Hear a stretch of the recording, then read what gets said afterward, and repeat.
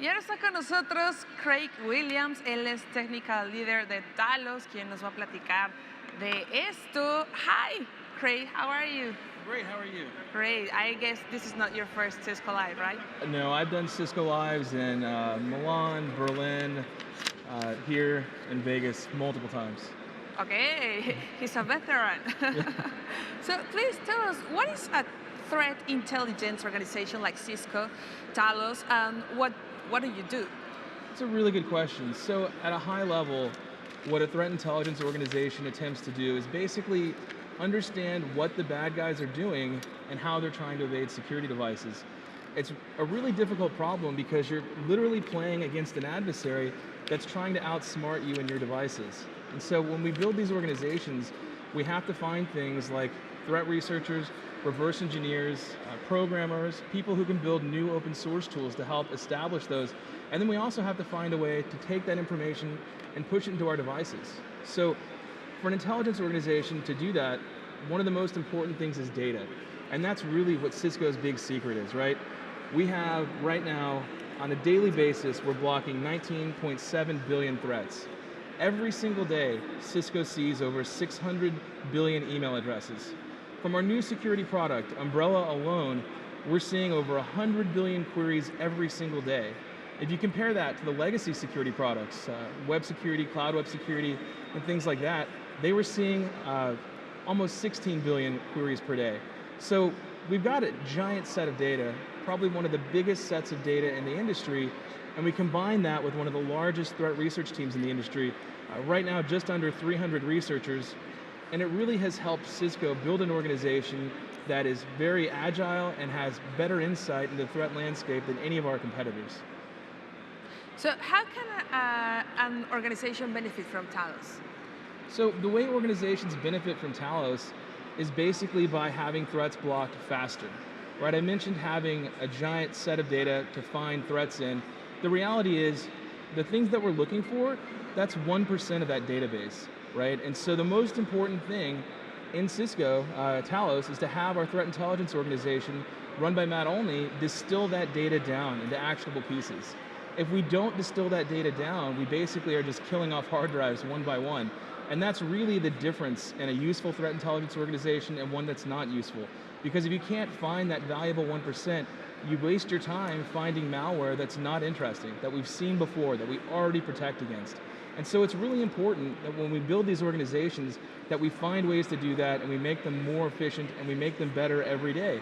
And so that's when techniques like machine learning come in. And we have analysts that also go through and tweak the systems and look at individual samples. And our detection and research team, for example, one of the first pieces of knockoff ransomware we saw. And so for those of you who don't know, ransomware is basically the most profitable type of malware out there. Effectively what it does is it takes the user's data, it encrypts the hard drive, and it will hold the data for ransom. And so if you don't pay $400 or $500, your data's gone. And so it's a really weird situation to be in, right? Think about how that works from a trust perspective. When somebody compromises your computer and says, hey, give me $500, and I promise you, I'll give you your data back, right? It's not something where you'll immediately say, I believe you, sure, right? Of course you're not gonna believe them. They're a bad guy, they broke it in. And so what we saw was Tesla Crypt basically impersonating another piece of ransomware that had been around for a long time. And so it was the first piece of what we called knockoff ransomware. Well, our detection and research team started looking into it, and it turned out that unlike most ransomware, they chose an encryption system called symmetric encryption. A simple way to think about it is on most types of ransomware, there's a different key for each side of the lock, right? That prevents you from being able to decrypt the system yourself. Well, because Tesla Crypt chose symmetric encryption, it used the same key for each side of the lock. And so our detection and research team basically released a free open source tool for everyone to use, Cisco customers and users around the world, to recover their data for free. What was really interesting about this is once we did that, for a period of about 6 months, no one ever had to pay. And then of course, the bad guys realized why they weren't making any money. They revved their tool, and then one of our competitors released a similar tool. And so then of course, we're 12 months out and they release yet another version and they haven't made any money. And then of course, a researcher at a local university released a third tool. So 18 months, this piece of malware isn't making any money. And so last October, they put on their site, we're so sorry, we give up, here's the master key, don't worry, a security company will release a decryptor soon. And so then detection and research spun out Tesla Crypt Decryptor version 1.1, decrypting every version, and no one ever had to pay. So when people ask me, what's the Talos difference? That's the Talos difference, right? We actually pursue our adversaries until we force them to change their business models, and that way we protect our users more efficiently and more quickly than our competitors. So we're talking about, we're hearing a lot about ransomware and WannaCry and all these kind of, threats, right? And we have thinking and talking about cybersecurity, and we're talking now of cyber terror and cyber attacks. So what companies should do to prevent all of this? Like how is, we're talking like you have to keep safe, you have to be secure, but how can they do this? It's a really good question. So, it's difficult to be secure. The reality is there is no bulletproof solution, right? There are simple things, however, that users can do to help ensure that they're secure. The first one, for example, when your computer pops up that little window and says, would you like to apply the latest update? Say yes. And then go into the settings and preferences and tell it to automatically update going forward. Now, obviously, not all businesses can do this due to compatibility reasons, but for the average home user, that's completely doable. And then go into your browser and set it to automatically update. And go into any browser plugins you use, like Flash or Java, and if you really have to have them, tell them to automatically update. But if you don't need them, turn them off. Decrease your attack surface. Give the bad guys less things to exploit. The second major one is to have a backup, right? For Mac users, it's really easy. You can use Time Machine. For Windows users, if you're running Windows 10, there's a similar system. So have a backup, and back up your systems at least once a week. And when you're done backing up your systems, unplug that backup, so that if you do run into a problem with ransomware, that backup's not encrypted. Now, if you want to go to the next level, make sure that your backup takes multiple snapshots, so that if you are compromised, you don't accidentally back up the compromised version, right? And then the third thing that users can do is basically don't fall for these too good to be true attacks, right? If you see something on the internet that says you've won a new iPhone, click here and enter all your personal information, that's not true, right? Those kinds of things don't exist. And that's the same kind of situation people land in with a lot of scams, right? They'll get an email saying, hey, you've won $2 million, but you have to pay tax on it first. Wire $10 to this address in the Caymans, right? Like, it's not true. These are people trying to take advantage. And so by following those three basic rules, you can really decrease your ability for the attackers to compromise you. And I've got to tell you, when I say things like that, it sounds very simplistic, but the reality is we see some of the most advanced campaigns starting off with very, very simple sources. For example, with the IMEDOT compromise, we believe that the initial credentials that were compromising the server were phished. Basically a simple phishing email or password reuse that allowed an attacker in, and that caused one of the worst cyber attacks in Ukraine. And what about the cloud and the enterprise? Because we know we need to clients and enterprise need to move to cloud, but there's this fear about information and everything. For a lot of home users, the cloud is great, right? Everyone loves to have their photos everywhere. Everyone loves to have their contacts everywhere. It's super convenient if you have a phone and it runs into a problem, you can erase it and restore it from the cloud. That's great. But for businesses, they've got to consider multiple things, right? Restoring from the cloud, for example, is much slower than restoring from a local backup, right? It's a lot easier to manage your own devices for some people, but on the other hand, some people like using the cloud because they don't have to have that entire administrative staff. From a security standpoint, the cloud is a little interesting, right? We've recently seen some new attacks focusing on cloud that Cisco solutions like CloudLock can help prevent against. There was a recent attack through Google Apps where someone targeted cloud users and attempted to basically take all their contact information out of their cloud device and send it to the attackers. Now, luckily, our solutions detected that and our blocks were in place, so it was a minimal risk, and Google responded very, very quickly to help block that as well. So it was really a perfect situation.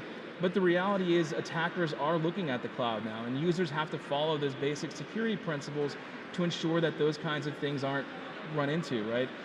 And I think one of the most important things, especially when it comes to the cloud, is do not reuse passwords. Get a password manager. There's lots of good ones out there.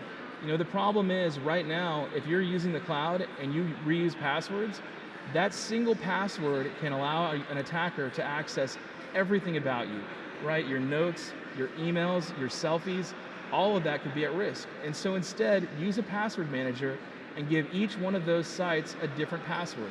There's lots of good ones out there, and so it's just really up to the users to go through that extra step and make sure that they set those unique passwords for each thing. Craig, anything else you want to share to us? Yeah, so well, we're seeing two main streams of attacks right now that I think users need to be really aware of. The first one is basically the combination of ransomware and network-based attacks. Back in March of 2016, we saw an attack called the SamSam attack, where a user basically combined network vectors with ransomware. It was the first time it had ever happened. Effectively, what the attacker had done is take an off-the-shelf utility and combine it with an off-the-shelf exploit. And then they used that to push ransomware out to end systems, basically through credential harvesting. Now, it was a very, very manual attack, and that's what allowed Cisco to get the upper hand. At Talos, when we saw these hospitals being compromised left and right, we had to do something, right? That's not something we're going to sit idly by and watch.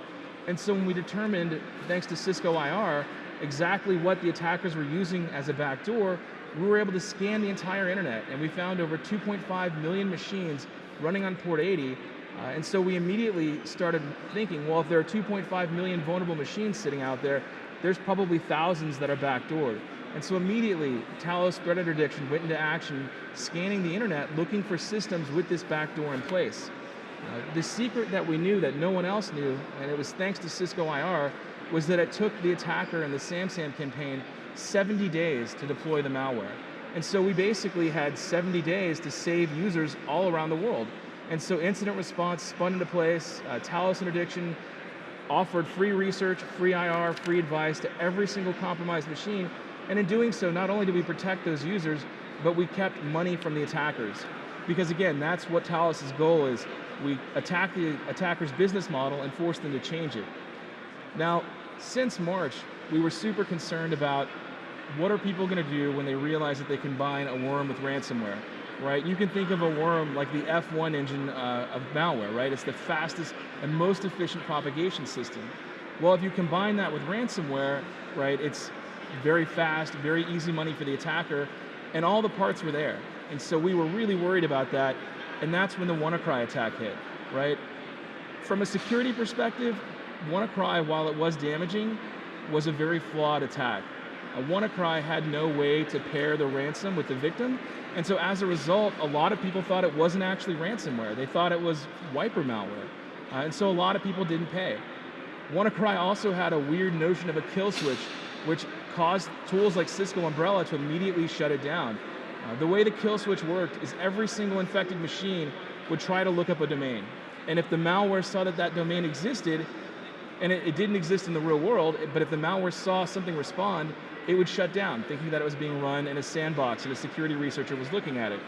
A really terrible design decision, really bad. What that allowed us to do is Umbrella immediately saw thousands of lookups around the world for this weird domain. And so Umbrella immediately said, well, that's not legitimate, that's malware. And so Cisco users all over the world were immediately protected because that lookup would succeed and it would show the Umbrella page saying a threat has been detected, we're blocking this page.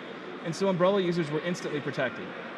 Unfortunately, Netya was really the third evolution of this network-based ransomware type attack, where it also combined a supply chain vector. A supply chain vector is especially insidious because it basically comes from a trusted source. In the case with Netya, a company called MEDOC was compromised. It's one of 2 approved tax software packages in Ukraine, and Reuters estimates that its usage exceeds 80% of all businesses in Ukraine. Basically, the attacker decided to attack all the systems at once, and then the net result of it was a wiping of the systems for 80% of Ukraine. It was a very damaging attack. And so those are the types of threats that we're facing, right? These are not attackers playing around from home anymore. These are very well-funded attackers, very motivated attackers, and each one perhaps with a different goal, right? Often the goal is profit, sometimes the goal is to damage the business of a certain country, and these are the types of things we're seeing, and that's why it's so important that people realize you've got to have your security precautions in place. You've got to make sure you have multiple layers of security. And even things as simple as Cisco Umbrella that can be deployed in minutes can help you provide that extra layer. Craig, thank you very much for your time. It was very, very interesting. Thank you very much. Bueno, como ya escucharon toda la plática que nos dio Craig relacionada con los ataques y con mucha información muy interesante y cómo Cisco Talos ayuda a prevenir estas situaciones.